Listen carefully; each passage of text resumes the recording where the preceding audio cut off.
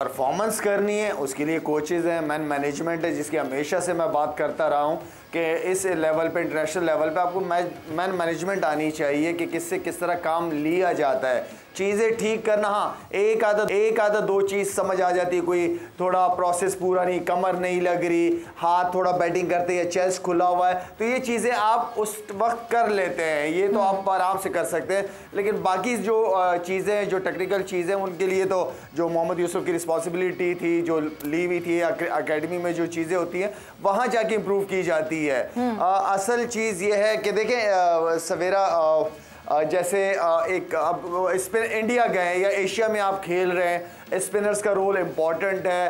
हैरत की बात है कि हर एक का कोच था, लेकिन स्पिनिंग कोच आपके पास नहीं था। मुझे तो जो ऑनेस्टली स्पीकिंग मोरकल की समझ नहीं कि फास्ट बॉलर्स के साथ किस लेवल पे उसने काम किया। अगर मैं मोरकल के करियर को ही देख लूँ तो उसने अपने एक्शन के हवाले से तो बहुत स्ट्रगल किया है, उसको खुद अपनी बहुत ज़्यादा प्रॉब्लम होती थी, और कोई बहुत आउटस्टैंडिंग बॉलर तो मैं नहीं कहूँगा उसको। देखें, हमारे इस मुल्क के अंदर जब हम बात करते हैं कि हर किस्म का टैलेंट है, तो फिर कोचिंग का भी टैलेंट है। आपने कोर्सेज कराते हैं क्रिकेट एकेडमी के अंदर, लेवल 1 2 3 4 होते हैं, कोचेस हैं यहाँ पे, लेकिन उन कोचेस से काम, हम अपने लोगों से काम क्यों नहीं ले सकते? हम अपने लोगों को अपने पाँव पे क्यों नहीं खड़ा कर सकते? कर सकते हैं, बिल्कुल कर सकते हैं। अगर आप चाहते हो कि गोरा कल्चर आए तो ठीक है, आप 2-3 कोचेस जो हैं, जो लेवल 4 किए हुए हैं, जो कैपेबल हैं, आप उनको बाहर के साउथ अफ्रीका, इंग्लैंड, ऑस्ट्रेलिया भिजवा के 2-3 महीने गुजारे, वहाँ की इन्वायरमेंट देखें, किस तरह अकेडमीज चलती हैं, किस माइंड के सेट के साथ वो यूथ को, जो नया टैलेंट है, उसको किस तरह लेके चलते हैं।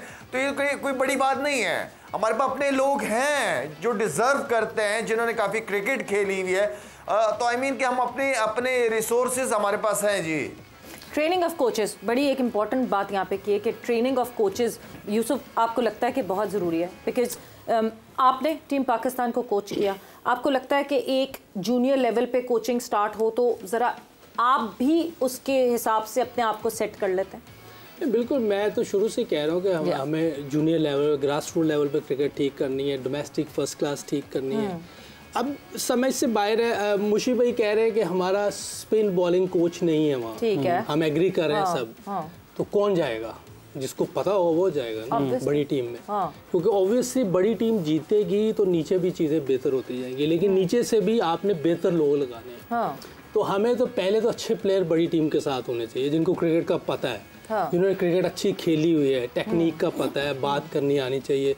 फिर एक दफ़ा मुशी भाई की मैं बात करूँगा कि किट उतरनी चाहिए, ये बहुत ज़रूरी है। हम 2 कोचेस के साथ ये काम कर चुके हैं जिनकी किट नहीं उतरी थी, हमें नुकसान है, पाकिस्तान का नुकसान है कि दोनों बहुत बड़े प्लेयर हैं। नहीं, बट यूसुफ, मैं कथा कलामी की माफ़ी, मैं ये कह रही हूँ, आप कह रहे हैं ग्रास रूट लेवल पे, ग्रास रूट लेवल पे कोचेस की भी ट्रेनिंग होनी चाहिए, क्योंकि ग्रास रूट लेवल से कोचेस जो हैं वो आएंगे नेशनल टीम आप सर्च कर रहा हूँ कि ये कोचिंग कोर्सेज कराते हैं ना, लेवल 1 है, लेवल 2 है, जैसे मैंने अभी लेवल 3 दिया हुआ है, उसका रिजल्ट आना है। इसी तरह सब कोचिंग कोर्स कर रहे हैं। तो आप पीसीबी ने ये ऑस्ट्रेलिया से बुलाए थे, सिस्टम सारा वो कर रहे हैं, ये चीज़ें हो रही हैं, सारी हो रही हैं। बाहर से लोग आते हैं जो यहाँ करवाते हैं। जो मैंने लेवल 3 किया अभी, ऑस्ट्रेलिया से आए हुए थे, बहुत अच्छे तरीके से उन्होंने बताई चीज़ें, जो मैं समझता हूँ कि जो मेरा ख्याल है कि इस्लामिक तरीका है, वो सारी वो जो चीज़ें बता रहे थे, बहुत अच्छी चीज़ें बता रहे थे, वो बड़ी फ़ायदे की चीज़ें, मैनेजमेंट। और देखिए, जिस अच्छा खेलना आता हो, जैसे मुझे भाई अच्छे प्लेयर हैं, इन्होंने लेवल 3 लेवल 4 भी किया, ये फ़ायदा है पाकिस्तान को, दोनों चीज़ें, एबिलिटी भी, टैलेंट भी है, और साथ मैनेजमेंट भी है। इस तरह के लोग हमें चाहिए। ये नहीं हो सकता कि जिससे क्रिकेट ही नहीं खेली हुई वो 4 लेवल करके आ जाए, उसको लगा दे। ये इससे मैं एग्री नहीं करता। हो सकता मुझे भी करते हैं तो और बात है, मैं इससे एग्री नहीं। जिसने क्रिकेट खेली और फौरन से खुद टीम में आ जाए, एज ए कोचिंग आ जाए, बगैर कोर्सेज नहीं, कोर्सेज तो ज़रूरी है ना। मैंने जब आना था तो मुझे पहले लेवल, उन्होंने कहा लेवल 2 करें फिर आपको जॉब मिले। मैंने लेवल 2 किया है, मैं अब लेवल 3 के भी दिया। बट लेवल 2 करके मैं फिर वहीं आऊँगी, क्योंकि वो बात शायद कम्युनिकेट सही नहीं हो रही है। लेवल 2 करके आपको प्रैक्टिकली उसको सबसे पहले जूनियर लेवल पे अप्लाई करना चाहिए, या लेवल 2 करके फॉरेन नेशनल टीम में आए तो क्या कोचिंग कहा? नहीं, बिल्कुल ठीक कह रही हैं आप, उसको करना चाहिए लेवल। मैं नीचे आके किया है, मैंने एकेडमी में काम किया, अंडर 19 के साथ किया, अंडर 16 के साथ मैचेस देखे हैं जाके, मैंने फर्स्ट क्लास के मैचेस देखे हैं, उनके साथ बात की है, अंडर 19 के मैचेस जाके मैंने देखे हैं। जो जिम्मेदारी निचले लेवल पे होनी चाहिए वो मैंने पूरी की है, जो मैंने की है। डोमेस्टिक टीम जो है वो मुझे नहीं दी गई, ठीक है। वो एक और चीज़ है, मुशी भाई कह रहे थे उस दिन एक प्लान था इनके पास कि हमें ऐसे डोमेस्टिक स्ट्रक्चर बनाना है जो बाहर जैसे होता है, ठीक है। उसमें जिस तरह की ये बातें कर रहे थे वैसे हो जाए तो बहुत अच्छा है, सारे उसमें करेंगे।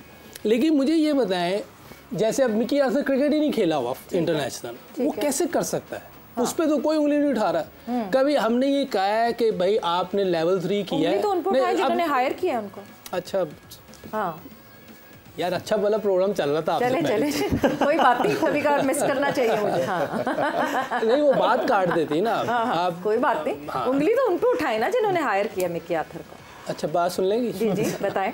तो कभी हमने ये कहा है कि यार ये लेवल 3 किया है, इससे कम से कम 50 टेस्ट भी खेलने चाहिए और 50 वनडे भी खेलने हो, फिर ठीक है। जैसे हम लेवल 2 का मेरे से बात की ना कि आपने लेवल 2 किया हुआ जी, मैं कहा नहीं किया, मैं कर लेता हूँ। तो इस तरह हम उन लोगों से भी पूछें भी इससे 50 टेस्ट कम से कम खेले हुए हैं, कोई उनकी भी तो ब्रैकेट होनी चाहिए ना, उनकी भी लिमिट होनी चाहिए।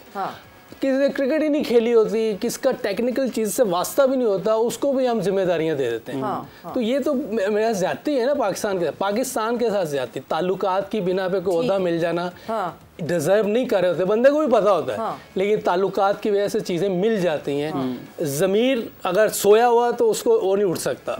ये हो रहा है पाकिस्तान में, इसीलिए पाकिस्तान नीचे से नीचे जा रहा है। अच्छा, 2 थॉट प्रोसेस आ गई यहाँ पे। मुशी भाई, मैं आपकी तरफ आऊँगी, बिकॉज एक थॉट प्रोसेस ये आई, अभी लाला ने कहा कि नेशनल टीम में कोचिंग नहीं होती, नेशनल टीम में मैन मैनेजमेंट होती है। क्या उस मैन मैनेजमेंट के लिए भी कोई उसका प्री रिक्विजिट यही होना चाहिए कि इतने सारे मैचेस खेलकर कोई प्लेयर आया हो, या फिर एक कम खेला हुआ प्लेयर भी है वो बेहतर कोच हो सकता है? बिकॉज हमारे पास एग्जाम्पल्स हैं ऐसी, कम हैं बट हैं ऐसी एग्जाम्पल्स।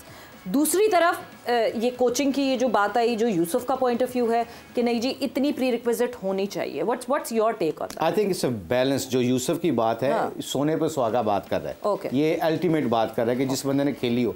अब किट उतारने की बात कर रही है ना, जो आपने क्वेश्चन किया ना यूसुफ से, मैं उसका जवाब देता हूँ। ग्रास रूट के ऊपर, ग्रास रूट के ऊपर यूसुफ ने पाकिस्तान का 7-8 हज़ार रन किए हैं। मैं यूसुफ की एग्जांपल देता हूँ।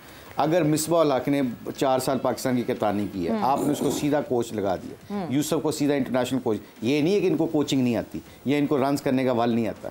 आपने जिस तरह हम प्लेयरों को टेक्निक ठीक करने के बाद उसका एविडेंस कहाँ पे देखते हैं? फर्स्ट क्लास क्रिकेट में, आपके ग्रास रूट में, कि यार उसको जो सिखाया गया है उसने जाके प्रूव किया है। क्योंकि कोचिंग भी क्रिकेट जो हम किट कहते हैं ना, जब बड़ा प्लेयर जब किट उतारता है, पूरी दुनिया में उनका प्रोसेस है, वो जाते हैं डोमेस्टिक क्रिकेट में, वो जाते हैं ग्रास रूट पे, वहाँ से सीखते सीखते कोर्सेज साथ कर रहे होते हैं, साथ साथ उनको पता चल जाता है कि I am not any more a player, I am a coach now, so I don't have to bring my ego, my kit front of me now, it's all about those player now. जब ये आप चीज सामने रखते हैं, वो उसका process है, उस प्रोसेस से गुजरना पड़ता है आपको। जैसे प्लेयर को फर्स्ट क्लास क्रिकेट खेल के स्कोर करके विकेटें लेके पाकिस्तान में पहुंचना होता है, कोच को भी ऐसे ही अपनी टीमों को मैनेज करने के लिए मैनेजमेंट स्किल उसके डेवलप होना शुरू हो जाते हैं। अपनी ईगो को मारना पड़ता है, छोटे से बच्चे की बात सुन के उसको मैनेज करना पड़ता है। ये सारा प्रोसेस कहाँ पे होता है? जब आप बड़े नाम को, जब Yousuf, Shahid Afridi, Mushtaq Ahmed, Saqlain Mushtaq, Waqar Younis, Wasim Akram, you can name all of them, when you put them under 19 level,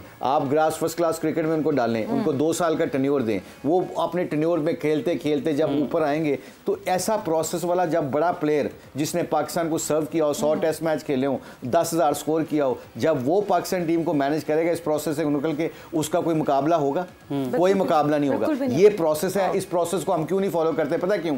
बड़ा नाम होता है कॉस्मेटिक सर्जरी करने के लिए, ये कहते हैं यार ओनू कट के बड़ा नाम ले आओ, थोड़ी देर बाद चीज़ें खत्म हो जाएंगियां, ये तो सारा मुद्दा पै जाएगा, इसके ऊपर सारा कुछ डाल देंगे, फिर क्या होगा? When you are not thinking to make things better, you always rush, और रश करने से आप डिसीजन ऐसे करते हो। अभी शाहिद ने पिछले दिनों में प्रोग्राम में बताया नहीं, जब ये चेयरमैन से मिलके आया, वजीर आजम से मिलके आया, ये क्यों जा रहा है? अपनी फाउंडेशन को अपना टाइम निकाल के क्यों जा रहा है? इसने ग्रास रूट में एक प्लान बनाया हुआ है, वो ग्रास रूट में प्लान आके इसको 2 साल लगेंगे, 3 साल यूसुफ को लगेंगे, 4 साल शाहिद को लगेंगे। जब ये ग्रास रूट में आके मेहनत करेंगे, इनके साथ के माइंडसेट के लोग काम करेंगे, तो वो जो प्लान है ग्रास रूट में, जब वो इसको इंप्लीमेंट करके जब इंटरनेशनल तक वो बंदा पहुंचेगा, आप मुझे बताएं कि विन विन सिचुएशन नहीं होगी?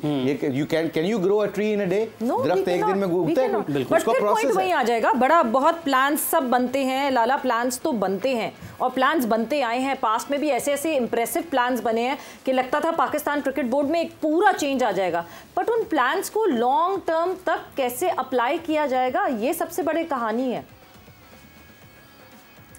देखें सबसे इम्पॉर्टेंट चीज़ ही यही है, मैं कश्मकश में भी हूँ काफ़ी दिनों से कि मैं अगर प्लान बनाता हूँ, अगर नया सिस्टम आता है, नई गवर्नमेंट आती है इलेक्शन के बाद, क्या होता है, चीज़ें चलती है नहीं चलती, तो आई मीन के हमें भी जो हाई अथॉरिटीज़ है उनके साथ बिल्कुल इस चीज़ को डिस्कस करना चाहिए। अगर हम इस बोर्ड का हिस्सा बनने जा रहे हैं तो क्या हमारी उन चीज़ों को उस सिस्टम को एटलीस्ट 3 साल 4 साल मिल सकेंगे ताकि वो अपने पाँव पे खड़ा हो, तो टाइम देना चाहिए। जो भी सिस्टम बने, पास्ट में बनाओ अभी बनाओ, सिस्टम को टाइम देना पड़ेगा आपको, और उसके बगैर आप अगर वही वाली बात है कि चेहरे बदलते रहे, सिस्टम बदलते रहे, फायदा नहीं है ना।